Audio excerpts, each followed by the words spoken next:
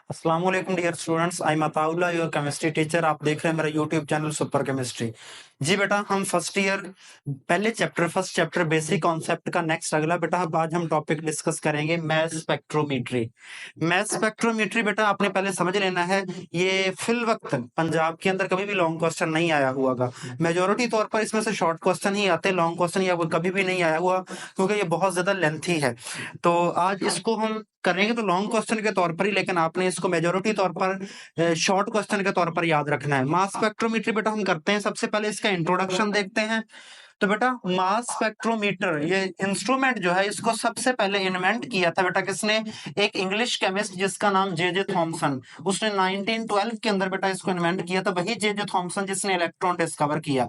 J Thomson ने बेटा इसको 1912 में फाइंड आउट किया था। उस वक्त ये बेटा सिर्फ नंबर ऑफ आइसोटोप्स बता सकता था कि एक एलिमेंट के कितने आइसोटोप, उनकी तादाद सिर्फ बता सकता था। लेकिन हमें क्या चाहिए था? इतना निकम्मा इंस्ट्रूमेंट नहीं चाहिए था। अब हमने क्या किया? इसको मजीद डेवलप किया।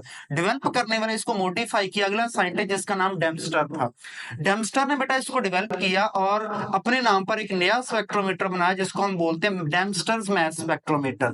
इसने 1918 के अंदर बेटा ये स्पेक्ट्रोमीटर को डेवलप किया। अब डेम्स्टर मास स्पेक्ट्रोमीटर जरा डेवलप हो गया, अब ये और ज्यादा चीजें बताना शुरू हो गया। इसने हमें नंबर ऑफ आइसोटोप्स भी बता रहा था, जो कि वो भी बता रहा था। इसके साथ और चीजें भी बता रहा था, ये रिलेटिव अबंडेंस ऑफ आइसोटोप्स भी बता रहा था। मसलन एक आइसोटोप कितने परसेंट हमारी दुनिया में पाया जाता है वो भी बता रहा था। मैसेज ऑफ आइसोटोप्स भी बता रहा था कि आइसोटोप के मास कितने होते हैं। और एक बेटा ये जो तीन चीजें बता रहा था, और तीनों चीजें सिर्फ सॉलिड सब्सटेंस आयोनिक सब्सटेंस की बता रहा था। आयोनिक सब्सटेंस जो कि सॉलिड होते हैं, सिर्फ उनकी बेटा ये तीन चीजें बता रहा था। Number of isotope, relative abundance of isotope और masses of isotopes. Relative abundance अगर बेटा आपको नहीं पता तो अब मेरा पिछला लेक्चर जाकर आप इसी प्लेलिस्ट से देख सकते हैं। फिर इसको और डेवलप किया बेटा, और डेवलप किया ऑस्टन ने। इसने बनाया ऑस्टन मास स्पेक्ट्रोमीटर 1927 में बताया। अब ये बहुत डेवलप्ड मैस स्पेक्ट्रोमीटर, तो ये बहुत चीजें बता सकता था। क्या ये तीन चीजें बता सकता था? नंबर ऑफ आइसोटोप्स, ये रिलेटिव अबंडेंस ऑफ आइसोटोप से बता सकता था, मैसेज ऑफ आइसोटोप से बता सकता था, radius of atom and molecule में बता सकता था, उनके बीच में बॉन्ड क्या होता है, बॉन्ड कितने इलेक्ट्रॉन से बना हुआ, बॉन्ड की नेचर बता सकता था, स्ट्रक्चर एंड ज्योमेट्री बता सकता था।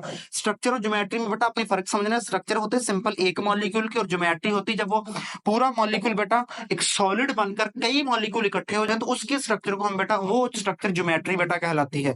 इसके अलावा बेशुमार चीजें ये बता सकता था। उसके पहले शेल का रेडियस क्या, दूसरे का रेडियस क्या, वो दूसरे एटम के साथ किस तरीके से जुड़ा हुआ है, उसके सराउंडिंग एटम किसके, उसका हर चीज ये बता सकता था। ये उससे बहुत डेवलप्ड है। अब हम यहाँ पर बेटा समझने वाले सिर्फ डेम्स्टर्स मास स्पेक्ट्रोमीटर पढ़ने वाले हैं। जो ये वाला डेम्स्टर्स मास स्पेक्ट्रोमीटर है, ये हमें तीन चीजें बताएगा। ये हमें बताएगा फॉर एग्जांपल अगर आप इसके अंदर सैंपल पुट करते हैं नियोन का, तो ये हमें बताएगा कि नियोन की आइसोटोप्स की तादाद कितनी होती है, हर आइसोटोप का मास बताएगा, और हर आइसोटोप की मिकदार बताएगा ये हमारी दुनिया में कितने कितने परसेंट पाई जा रही है। जी बेटा मास स्पेक्ट्रोमीटर देखते हैं, डेफिनेशन करते हैं। तब सबसे पहले आप मास स्पेक्ट्रोमीटर का मीनिंग समझ लें, इसका मतलब क्या है। बेटा मास नेम से जाहिर है ये हमें मास बताएगा। मेजोरिटी तौर पर हम इसको यूज मास के लिए करते हैं। स्पेक्ट्रा दूसरा लफ्ज है इसमें, स्पेक्ट्रा। स्पेक्ट्रा हमें पता है बेटा लाइट के ग्राफ को बोलते हैं, सादा जुबान में लाइट का ग्राफ स्पेक्ट्रा कहलाता है। तो ये बेटा मास बताएगा क्या बनाकर, इसका एंड रिजल्ट जो बेटा निकलता है वो स्पेक्ट्रा की फॉर्म में निकलता है, लाइट के ग्राफ की फॉर्म में। ये लाइट के ग्राफ को मीटर करेगा और मास बताएगा। इस बेस पर हम इसको मास स्पेक्ट्रोमीटर बोलते हैं। मास बताएगा स्पेक्ट्रा को मीटर करके, ये इसके नाम का बेटा मतलब हो गया। अब हम पढ़ते हैं इसकी डेफिनेशन। डेफिनेशन क्या है बेटा? मास स्पेक्ट्रोमीटर इज एन इंस्ट्रूमेंट, ये वो इंस्ट्रूमेंट है, ये वो मशीन है सादा जुबान में, विच इज यूज, जिसको हम यूज करते हैं टू मैयर, क्या मैयर करने के लिए? Exact message of different isotopes of an element. इसको हम किसी भी एलिमेंट की आइसोटोप का एग्जैक्ट मास फाइंड आउट करने के लिए यूज करते हैं। जैसा कि बेटा आपको पता है, आपने फर्स्ट ईयर के पहले चैप्टर के पहले पेज पर पढ़ा था, मैसेज सबसे पहले तो फाइंड आउट किया था जैकोब बर्जीलियस ने। तो फिर ये कौन सा मास बताएगा? ये एग्जैक्ट मास बताएगा उसका। मसलन जो जैकोब बर्जीलियस ने बेटा मैसेज फाइंड आउट किए थे उसमें थोड़ा थोड़ा फॉल्ट था। मसलन उसने हाइड्रोजन का बेटा जो मास बताया था ना, उसने हाइड्रोजन का मास बताया था 0.99 इसमें बेटा हाइड्रोजन का मास बताया 0.9 और हमें पता है हाइड्रोजन का मास तो 1.008 होता है, तो इसने एग्जैक्ट मास बताया। इसी तरीके से इसने ऑक्सीजन का मास बताया था 16 AMU। अब हमें पता है ऑक्सीजन का एग्जैक्ट मास होता है 15.99। अब ऑक्सीजन का मास 15 पॉइंट, तो इसने एग्जैक्ट मास बताइए, आपको पता होना चाहिए यहाँ से।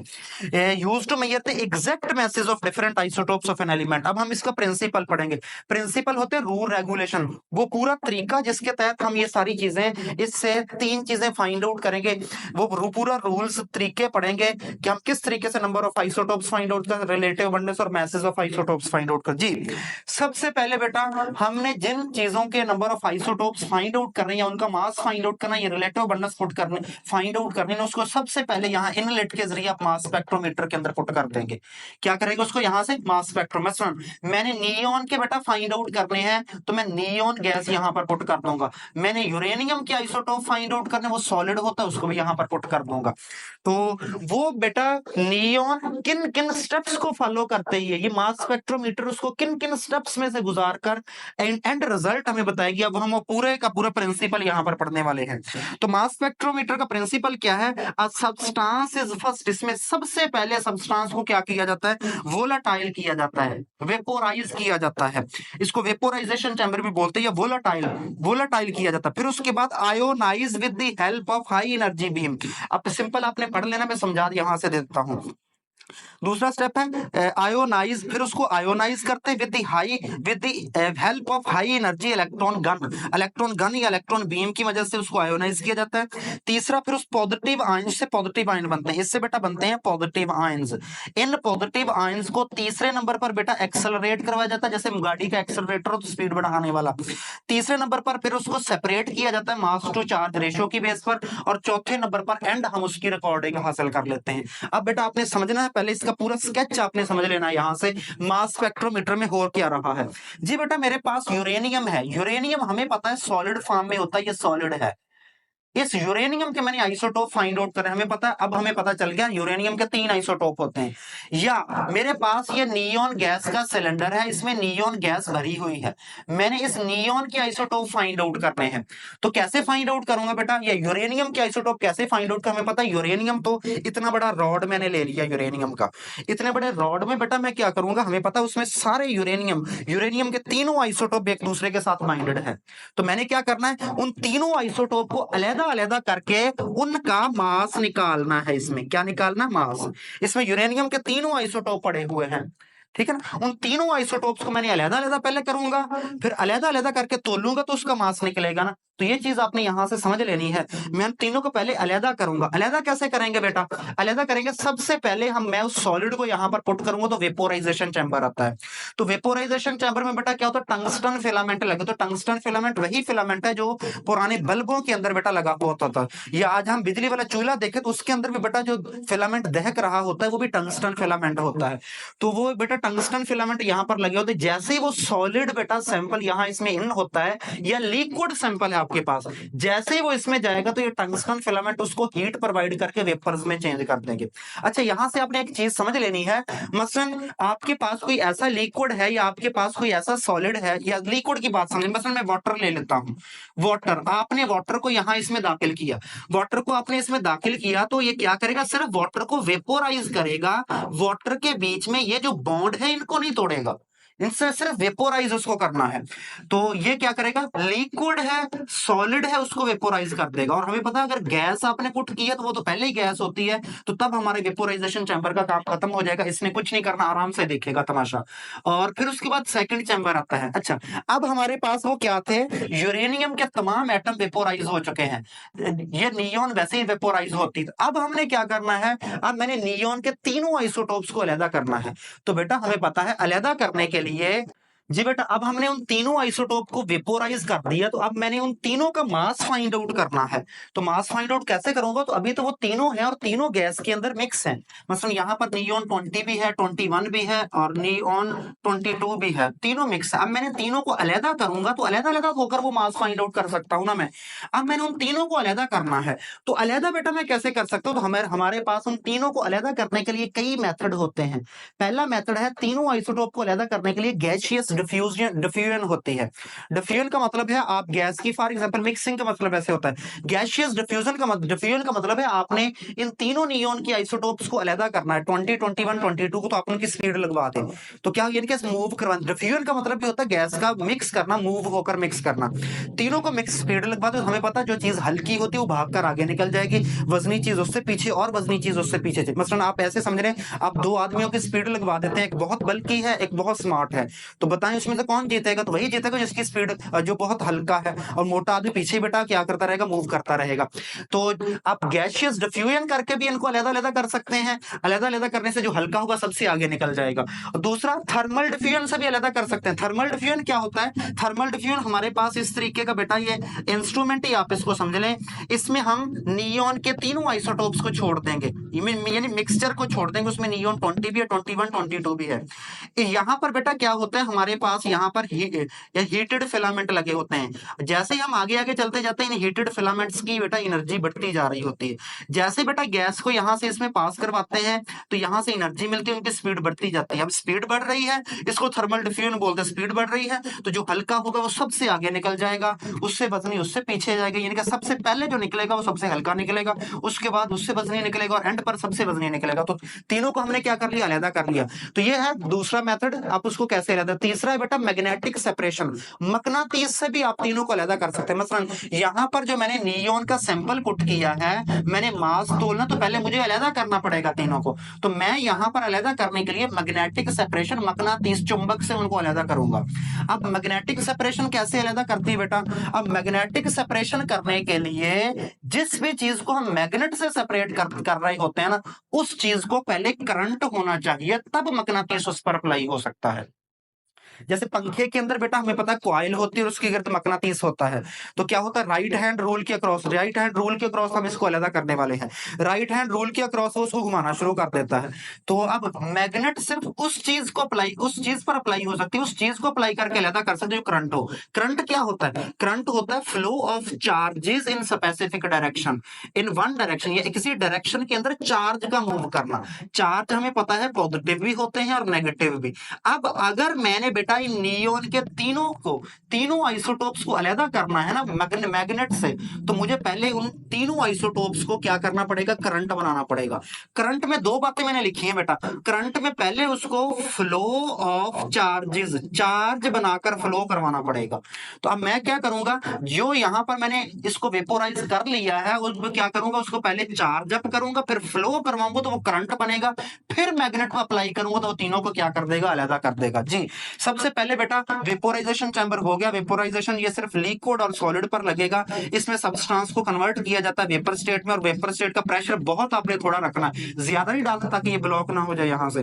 दूसरा आयोनाइजेशन चैम्बर, अब मैंने चार्ज बनाकर फ्लो करवाना, इसको करंट बनाना है, मैंने क्या करवाना है? करंट बनाना है। तो मैं अगला चैम्बर होता है हमारा आयोनाइजेशन चैम्बर। आयोनाइजेशन चैम्बर में इसके ऊपर इलेक्ट्रॉन गन लगी हुई होती है, इलेक्ट्रॉन गन लगी होती है। जैसे ही बेटा ये नियॉन का सैंपल यहाँ इस आयोनाइजेशन चैम्बर में आता है, तो आयोनाइजेशन चैम्बर क्या करता है? जोर से इनके ऊपर इलेक्ट्रॉन बमबार्ड करवाता है। तो ये बेटा मेरे पास एटम था, जैसे ही ये बेटा इलेक्ट्रॉन गन के नीचे आया, या आयोनाइजेशन चैम्बर में इसने आयन बनाना है इसको, आयोनाइजेशन चैम्बर के नीचे इसने जोर से इसके ऊपर इलेक्ट्रॉन मारा। जैसे ही इलेक्ट्रॉन गन ने इसके ऊपर जोर से इलेक्ट्रॉन मारा, तो इस इलेक्ट्रॉन ने इस गैस के इलेक्ट्रॉन को किक आउट करके बाहर निकाल दिया। जब इसका इलेक्ट्रॉन निकल गया तो पीछे ये गैस मॉलिक्यूल क्या बन गया? कैटायन बन गया। यानी कि ये सारी नियॉन गैस यहां पर क्या बन जाएगी? कैटायन, पॉजिटिव हो जाएगी। यहां पर सारी की सारी क्या बन गई है? पॉजिटिव। नियॉन 20 भी पॉजिटिव बन गया, 21 भी पॉजिटिव, 22 भी पॉजिटिव हो गया है। और यानी कि आयोनाइजेशन चैम्बर में क्या हुआ? हाई एनर्जी इलेक्ट्रॉन गन थी, इलेक्ट्रॉन गन से मैंने इलेक्ट्रॉन बमबार करवाए, तो हमारे पास वो सारी के सारी गैस कैटायन बन चुकी, चार्ज अप हो चुकी है, चार्ज बन चुकी है। और जब वो चार्ज अप होगी तो हर बेटा आयन की मास टू चार्ज रेशो डिफरेंट है, यानी कि उसका मैं मास और चार्ज पर डिवाइड करूंगा तो हर एक की मास टू चार्ज रेशो डिफरेंट होगी। तो अब उसके बाद क्या करना है, करंट के लिए मैंने पहला काम कर दिया, उसको चार्ज अप कर दिया। अब मैंने उसको फ्लो करवाना, तो फ्लो करवाने के लिए आगे होता है एक्सेलरेटर, जैसे गाड़ी का एक्सेलरेटर होता है ना, उसको स्पीड अप करवाने के लिए होता है आगे एक्सेलरेटर। एक्सेलरेटर के लिए बेटा मैं यहां पर यूज करूंगा इलेक्ट्रिक फील्ड। इलेक्ट्रिक फील्ड उसको स्पीड अप करवाएगा। मसलन कैसे, इधर वाली साइड पर बेटा मैंने पॉजिटिव प्लेट रखी। अब आपने याद रखना है जोन सा आयन आपने बेटा एक्सेलरेट करवाना है, जोन सा चार्ज उसके ऊपर है ना, पहले प्लेट भी वही रखनी है आपने, दूसरी प्लेट उससे उलट रखनी है। मसलन आप यहां पर कैटायन पॉजिटिव चार्ज को स्पीड अप करवा रहे हैं, तो पहली प्लेट मैंने पॉजिटिव रखी, दूसरी नेगेटिव। और आगे जाकर बेटा हम 5वें चैप्टर में पढ़ेंगे डेविसन एंड जर्मर एक्सपेरिमेंट, वहां पर हम इलेक्ट्रॉन को स्पीड अप करवाते हैं, तो इलेक्ट्रॉन नेगेटिव होता है तो पहले नेगेटिव प्लेट रखेंगे। तो ये चीज आपने यहां से समझ लेनी है। अब बेटा क्या मैंने पॉजिटिव प्लेट यहां पर रख दी, ये पॉजिटिव प्लेट है।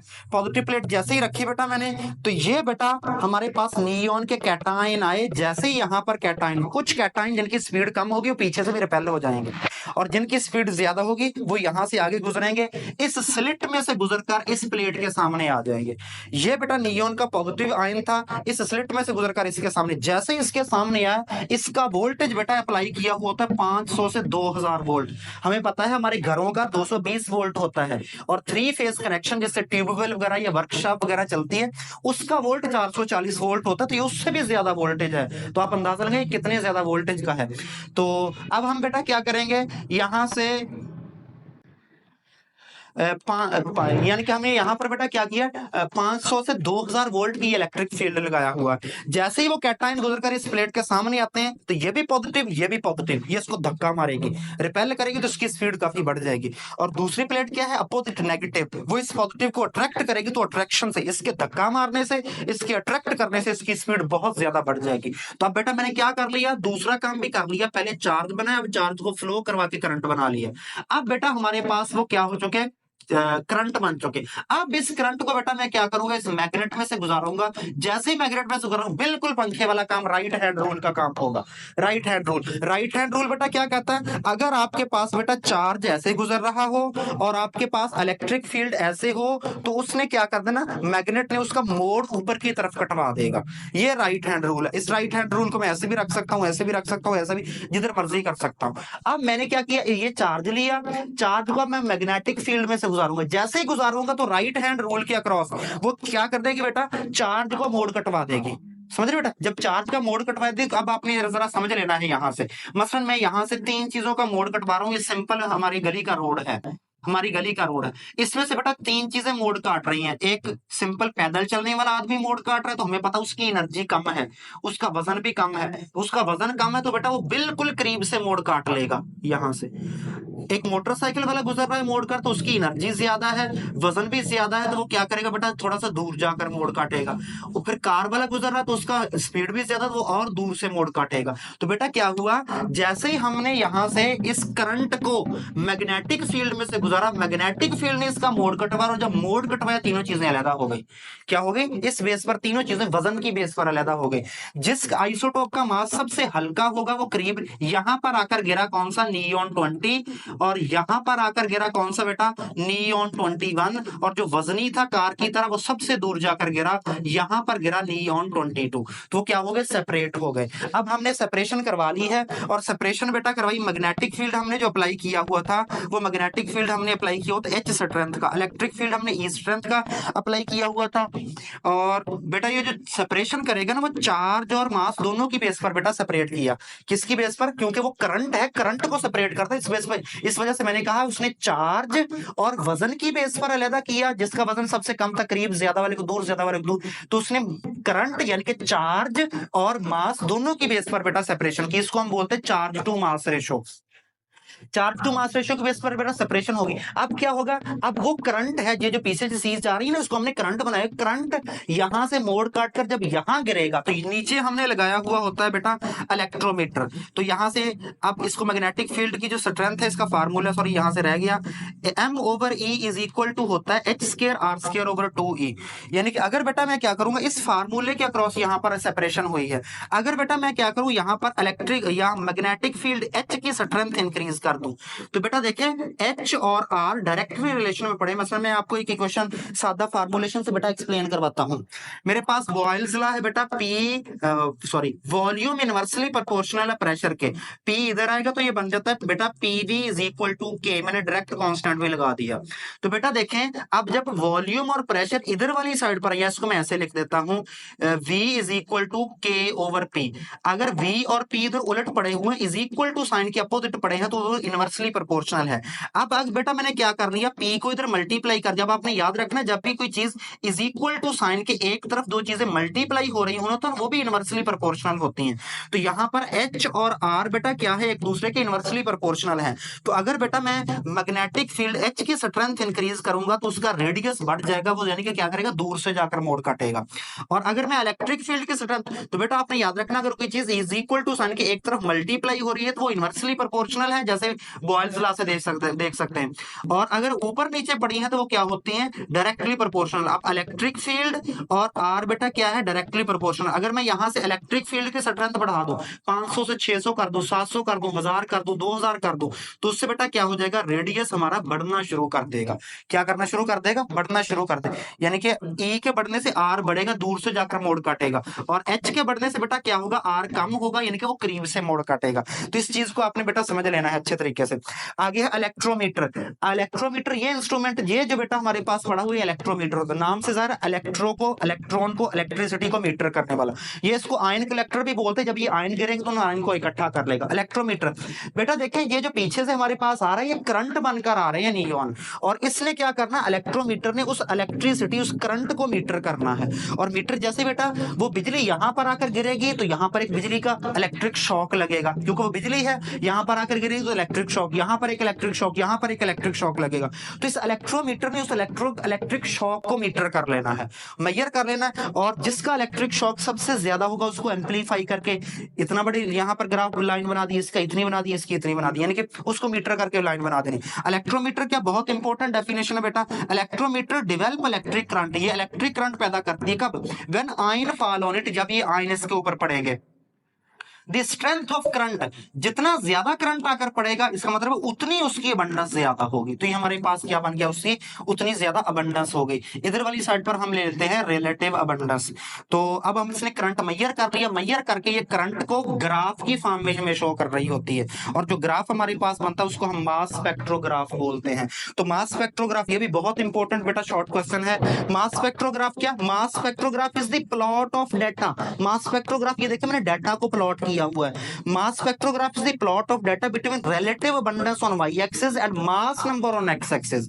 ठीक है, ये इसकी डेफिनेशन है, लिख दी। आगे आपने क्या बताना है, नंबर ऑफ पीक्स। ये पीक्स की जो तादाद है ये किसको शो कर रही है, नंबर ऑफ आइसोटोप्स। तो क्या लिखेंगे, नंबर ऑफ पीक्स।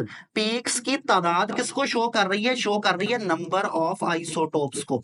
यानी कि जिसके जितने ज्यादा आइसोटोप होंगे उतनी उसकी पीक आएगी। नियोन के 3 आइसोटोप है तो 3 पीक्स आएंगी, टिन के 11 आइसोटोप्स हैं तो उसकी 11 पीक्स आएंगी, ऑक्सीजन के 3 आइसोटोप्स हैं तो उसकी भी 3 पीक्स आएगी। जिसकी जितनी पीक आइसोटोप होंगे उतनी पीक्स। आयोडीन का एक बेटा आइसोटोप है तो उसकी 1 पीक, ब्रोमीन के 2 आइसोटोप है तो उसकी 2 पीक्स, फ्लोरीन का 1 आइसोटोप है तो उसकी भी 1 पीक आ जाएगी। समझ रहे बेटा, तो आर्सेन का 1 आइसोटोप है तो उसकी भी 1 पीक आ जाएगी। समझ रहे बेटा, और इनकी हाइट किस चीज को शो कर रही है, height off peak shows the. Height किसको शो करेगी, हाइट शो कर रही है, इधर देखिए मैंने रिलेटिव अबंडेंस ली है। जब मैंने नियोन 20 का बेटा इधर से देखा तो इसकी रिलेटिव अबंडेंस इधर वाली साइड से निकल रही थी 90.92%। नियोन 20 बेटा देखा इधर से बेटा देखा रिलेटिव अबंडेंस तो आ रही थी 0.26%। नियोन 22 इधर से बेटा देखा तो इसकी पी आ रही थी 8.82% बेटा इसके रिलेटिव अबंडेंस। तो ये mass spectrograph is the plot of data between relative abundance on Y axis, mass number on X axis, number of peaks shows the number of isotope, height of peaks shows the relative abundance. तो बेटा एक exercise का short question है, वो पूछता है bromine की 2 peaks है, इसका मतलब क्या, तो आप बोलेंगे इसके 2 आइसोटोप्स होते हैं। ये बेटा बहुत इंपॉर्टेंट टॉपिक आज हमने कवर किया है। अगर आप बाकी